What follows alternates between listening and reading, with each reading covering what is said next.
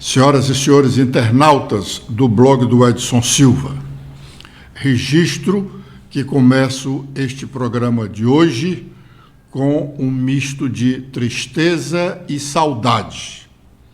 É que morreu ontem um colega de profissão muito querido, José Anderson Sandes, um profissional da melhor estipe, jornalista bem formado, sério e amigo de todos os colegas. Trabalhamos juntos por quase 4 décadas ininterruptas na redação do Diário do Nordeste, quando o jornal era impresso. Nós inauguramos o jornal e lá estivemos por 4 décadas, até ele sair do jornal para lecionar no curso de comunicação da Universidade Federal do Cariri, onde foi formar profissionais para que, como ele, venham a fazer um jornalismo de qualidade. Anderson era o editor do caderno 3 do Diário do Nordeste, caderno que cuidava de cultura e das festas da cidade. Era um caderno grande, bem movimentado. O jornalista José Anderson Sandes, com a sua mulher, Jane Lane, também jornalista de formação, mas artista plástica do melhor quilate cearense, formavam um casal que abrilhantavam a sociedade cultural do estado do Ceará. Anderson sofreu muito nos últimos meses. Ele passou mais de 2 meses em coma no Hospital São Camilo, em Fortaleza, sofrendo de questões ligadas ao pulmão. Ele saiu do coma, passou mais alguns dias no hospital e depois foi liberado para ir para casa, onde viveu os últimos dias sob o cuidado da mulher e dos filhos e com uma acompanhante cedida pela Unimed. O jornalismo do Ceará, vou repetir aqui, um chavão, perde muito com a morte de Anderson. Mas esse chavão aqui é de coração, porque, na verdade, repito, ele era um jornalista bem formado, jornalista da primeira linha, jornalista que agia com seriedade e respeitava não apenas os colegas, mas todos os leitores. Nós vamos sentir muita falta do Anderson. Mas o que fazer, né? Bom, começamos a notar, a partir de agora, as consequências da delação premiada feita pelo coronel Mauro Cid no último fim de semana. Mauro Cid foi o principal ajudante de ordens do ex-presidente Jair Bolsonaro. Então, essa delação premiada, que foi homologada pelo ministro do Supremo Tribunal Federal, Alexandre de Moraes, traz uma preocupação muito grande para os aliados de Bolsonaro. O ex-presidente, que é acusado e, consequentemente, investigado por algumas ações criminosas que teria praticado ao longo do seu mandato de 4 anos de presidente da República. O coronel Mauro Cid estava preso no quartel de polícia do Exército em Brasília desde maio.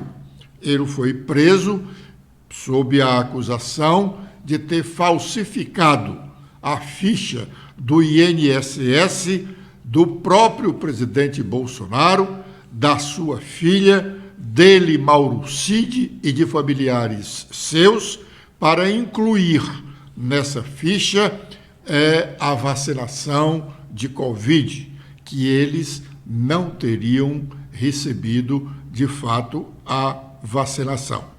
Bom, depois da prisão de Mauro Cid, vieram muitas outras complicações, como a questão das joias que o ex-presidente Bolsonaro teria ganho nas missões oficiais que fez pelo mundo afora e estaria vendendo algumas dessas peças que são de propriedade da União, pois mesmo ganha pelo presidente de plantão, elas são propriedades da União, não é propriedade particular do presidente.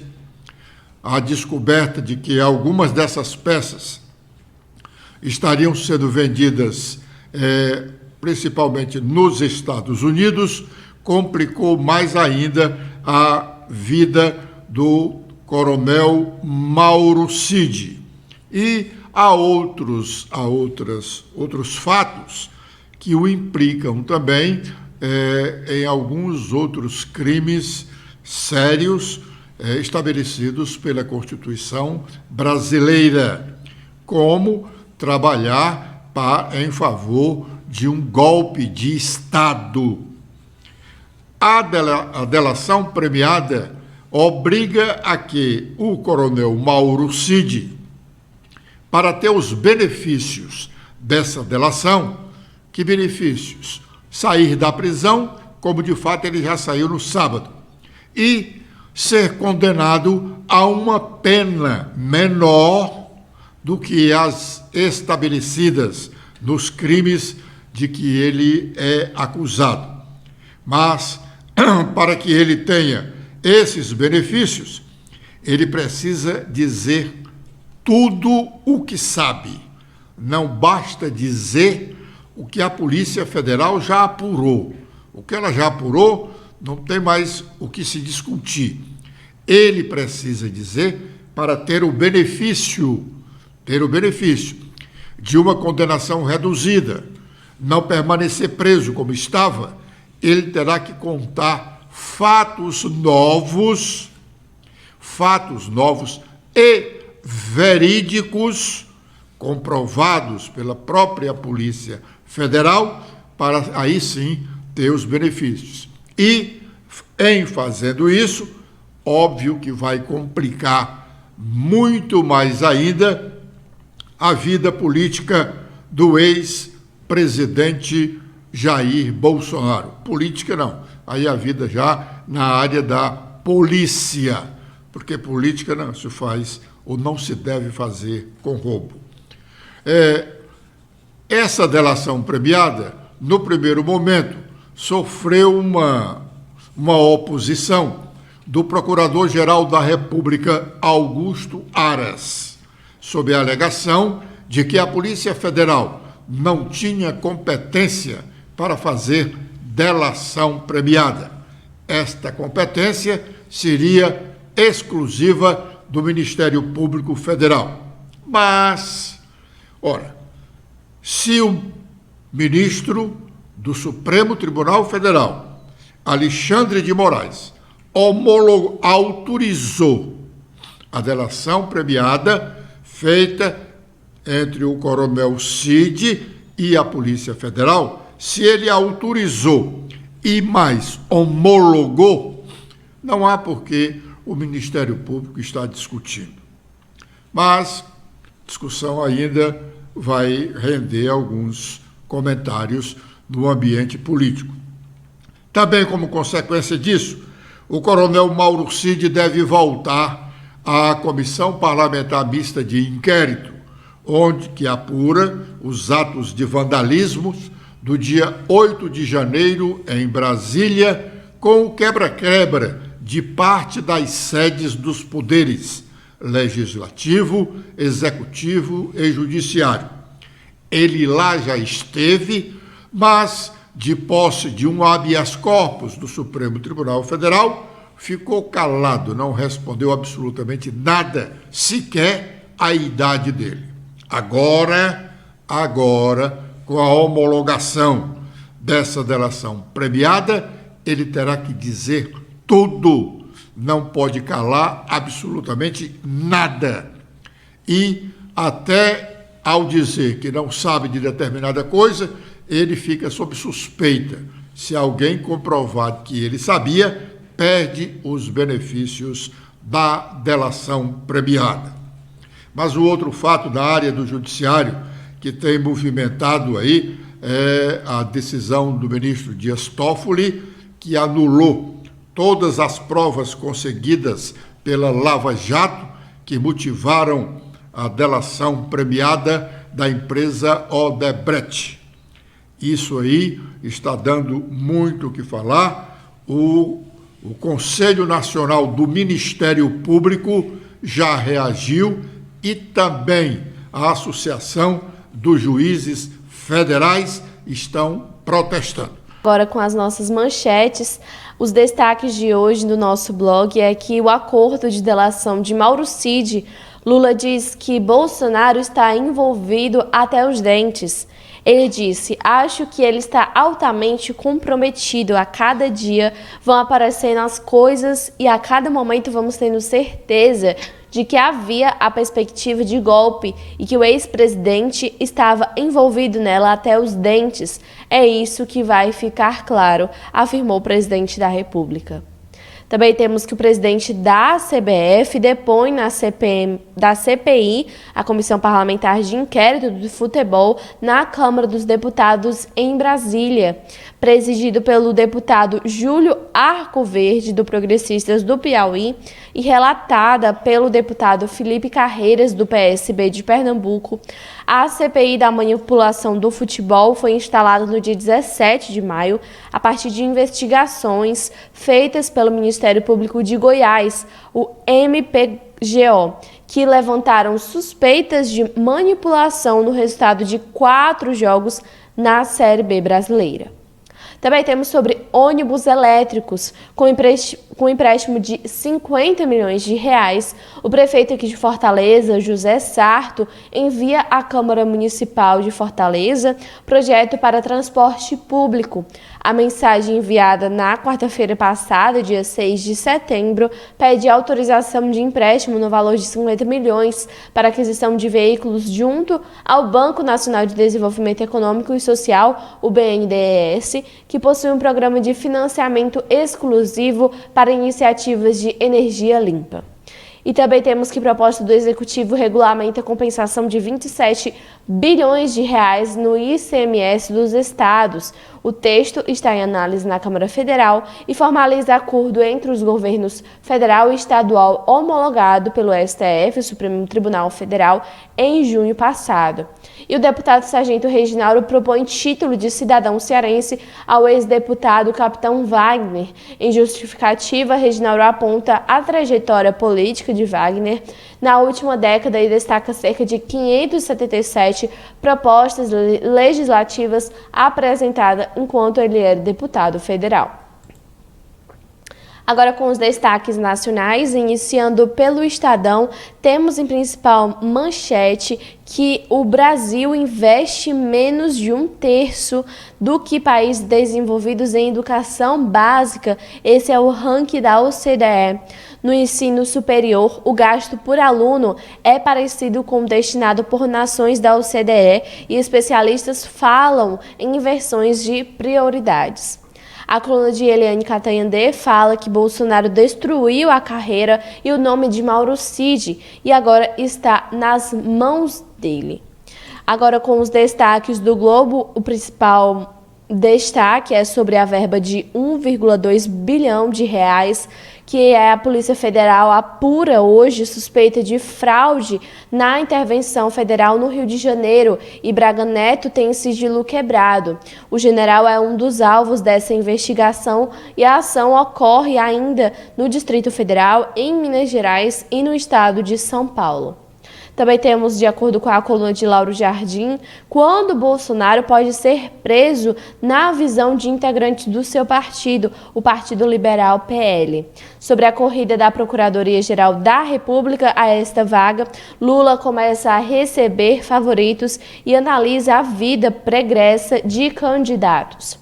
Agora, com as últimas da Folha de São Paulo, temos em principal destaque sobre o IPCA. A inflação acelera para 0,23% em agosto, mas fica abaixo das projeções e especialistas esperavam variação de 0,28%. Esse índice acumula alta de 4,61% em 12 meses, de acordo com o Instituto Brasileiro de Geografia e Estatística, o IBGE.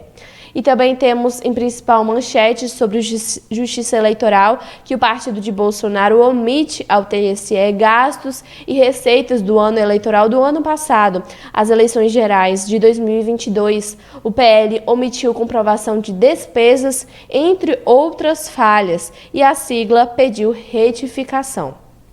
Bom, como Edson já havia mencionado no nosso programa de hoje, as consequências da delação premiada do coronel Mauro Cid, o ex-ajudante de ordens do então presidente Jair Bolsonaro, essa delação aceita, promulgada por ministro Alexandre de Moraes do STF, tem ensejado uma série de especulações, inclusive a possível perda de patente de capitão do Exército do ex-presidente Jair Bolsonaro, no caso de uma condenação judicial.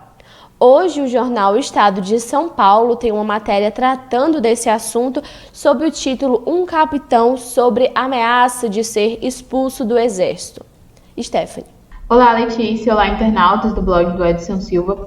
O Estadão destaca que está ali nos artigos 99 e 100 do Código Penal Militar. Eles definem a perda do posto e da patente do militar que comete crimes. O primeiro diz que essa pena é aplicada a condenados a mais de 2 anos de prisão por qualquer delito. O segundo afirma que a mesma punição deve ser imposta a quem for sentenciado por 13 tipos de crimes, não importando o tamanho da condenação. E é aqui que reside o risco para o ex-presidente Jair Bolsonaro, do PL, com a delação do tenente-coronel Mauro Cid, seu ex-ajudante de ordens. Mesmo que venha a receber uma pena mínima em um dos delitos pelos quais é investigado, seu destino estará traçado em razão do tipo de crime. Isso porque, entre as condutas que fazem o militar condenado ser expulso automaticamente da força terrestre, estão o peculato e a falsificação de documentos. Bolsonaro é investigado sobre suspeita de ambas as práticas nos casos das joias sauditas e das fraudes em carteiras de vacinação. Caso seja denunciado, Bolsonaro será o 4º ex-presidente da República acusado de delitos cometidos durante o exercício do cargo. Se for condenado, poderá ser preso, perder a patente e ser obrigado a devolver as condecorações que recebeu com a Ordem do Mérito Militar. Além disso, sua aposentadoria de capitão reformado de 12,3 mil, valor recebido em junho, passará a ser paga a Michele Bolsonaro, que seria considerada a viúva do ofício. Bom, um grupo de trabalho da Câmara dos Deputados discutiu na última segunda-feira a proposta de reforma, uma mini-reforma na legislação eleitoral, e foi concluído ontem mesmo à noite no seu trabalho, oferecendo algumas sugestões de mudanças, incluindo na parte de candidaturas femininas. Quando diz, um ponto bastante debatido foi a definição de condutas fraudulentas nas candidaturas femininas. Por fim, como explica Rubens Pereira Júnior, o grupo chegou a um acordo. Ele fala: o que é uma candidatura laranja? É uma candidata que não fez campanha e que não teve voto. Então, os critérios são esses dois: a ausência de atos efetivos de campanha e resultado eleitoral inexpressível. Rubens Pereira Júnior, deputado, que é o relator neste projeto, e vamos ouvir agora o que ele falou ao final desta reunião. O maior avanço dessa mini-reforma é ter tratado ela como pequena, consensual e de simplificação. O Congresso Nacional está dando um recado à sociedade dizendo: o nosso sistema eleitoral é bom, precisa de pequenos ajustes. As grandes mudanças já foram feitas, cabe agora tão somente aperfeiçoar. Quanto mais a gente procura a pauta consensual, maior é a certeza que nós temos de que será aprovada em tempo suficiente para que o Senado ainda se manifeste até o dia 6 de outubro, prazo fatal para apreciar essa matéria. Então, o maior recado que o Congresso dá é em defesa do nosso próprio modelo político-eleitoral. A gente tem a certeza de que a democracia se transforma, se solidifica ainda mais com pequenos passos. Não precisamos de grandes mudanças, precisamos de muitos pequenos ajustes. E esse foi o objetivo que nós nos debruçamos no grupo de trabalho. Esse é um dos temas mais polêmicos que a gente ainda não tem certeza se ele fica no código, porque nós especializamos o debate. A gente não está tratando de anistia, porque tem uma PEC específica para isso, que é a PEC 9, e nós não estamos tratando da pauta feminina, a grosso modo, porque tem a PEC das mulheres. Hoje, no texto, tem a previsão da gente tipificar na lei o que seria uma fraude à candidatura feminina. Nós queremos combater as candidaturas laranjas. Nós queremos, inclusive, responsabilizar os dirigentes partidários. A dúvida é, este assunto fica para a lei ou para a PEC? E essa resposta a gente não tem ainda. Eu apresentei uma sugestão de texto, mas o Colégio de Líderes vai decidir amanhã se esse tema entra na mini-reforma, se ele entra na PEC ou se ele entra direto no Código Eleitoral. Esse é o nosso desejo. O grupo de trabalho encerra na segunda, apresentado o projeto na terça, é aprovada a urgência na terça-feira e na quarta-feira o projeto está pronto para ser votado no plenário da Câmara dos Deputados. Dando certo essa nossa programação, sobrariam 3 semanas para o Senado apreciar. Levando em consideração matéria eleitoral, 3 semanas é um luxo perto do que nós vimos nas últimas votações de alterações eleitorais. Em regra, o Senado tem tido pouquíssimos dias, e isso é ruim para o debate, ruim para a democracia, por isso que foi instalado esse grupo de trabalho e tentamos fazer o máximo de debate possível. Bom, de acordo com esses pontos debatidos em discussão ontem nesse grupo de trabalho da Câmara dos Deputados em relação à reforma eleitoral sobre registros de candidatura, dentre as demais mudanças apresentadas, está a antecipação do registro de candidaturas. A sugestão é que partidos e coligações solicitem o registro à Justiça Eleitoral até o dia 26 de julho do ano das eleições. Hoje, a data limite estabelecida é o dia 15 de agosto. Essa data limite. Essa medida foi um pedido de vários especialistas ao colegiado. Em relação às doações via Pix, que é uma nova modalidade de transações financeiras, o grupo de trabalho também sugere autorizar doações a campanhas por meio do Pix. O relator Rubens lembrou que o texto da lei em vigor ainda fala em cheque cruzado, que não existe mais e não trata das transferências digitais. Quanto à prestação de contas dessas doações por meio via Pix, a proposta é que os dados sejam enviados diretamente ao Banco Central para a Justiça Eleitoral. Sobre o teto de gastos, também foi debatido nessa reunião, esse grupo de trabalho na Câmara Federal, que outra sugestão é limitar o gasto dos candidatos com as próprias campanhas a 10% do teto de gastos de doações permitidas pela Justiça. O mesmo limite vale para os candidatos a vice e também a suplente. O grupo de trabalho da mini-reforma eleitoral propõe que a federação seja responsável pela destinação das cotas, tanto para mulheres quanto para negros. E segundo o relator, o objetivo é fortalecer a federação. Os integrantes do grupo ainda vão propor a permissão para que o candidato realize propaganda pela internet no dia da eleição, desde que seja gratuita, silenciosa e individual, conforme a lei já autoriza para outras formas de campanha. Bom, hoje acontece mais uma sessão na Comissão Parlamentar de Inquérito, a CPMI, dos atos golpistas. Hoje que estava previsto o depoimento da ex-subsecretária de Inteligência da Secretaria de Segurança Pública do Distrito Federal, Marília Ferreira Alencar, e logo após estava premeditado ouvir a cabo da PM do DF, Marcela da Silva Moraes Pinho, que foi agredida durante os atos do dia 8 de janeiro. Mas por uma decisão monocrática do ministro Nunes Marques do Supremo Tribunal Federal, Nunes, ele concedeu habeas corpus a Marília Ferreira e ela poderá não comparecer à sessão de hoje. Ela já afirmou, inclusive, que não comparecerá a este depoimento, mas o seu nome ainda está na pauta.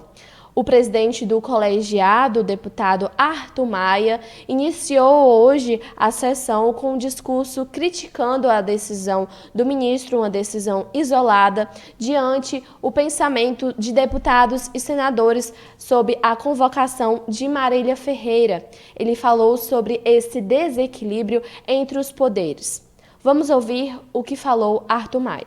Da senhora Marília Alencar. Entretanto, em função de uma liminar do Supremo Tribunal Federal, da lavra do ministro Nunes Marques,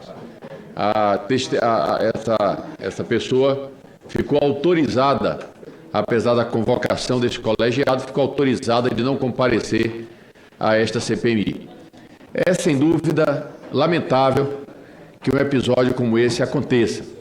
Lamentável em função da condição que o Supremo Tribunal Federal, através de uma lavra e de uma decisão monocrática, se coloca contra o conjunto de uma comissão parlamentar de inquérito formada por senadores e deputados e que representa, ao fim e ao cabo, as duas casas do Congresso Nacional.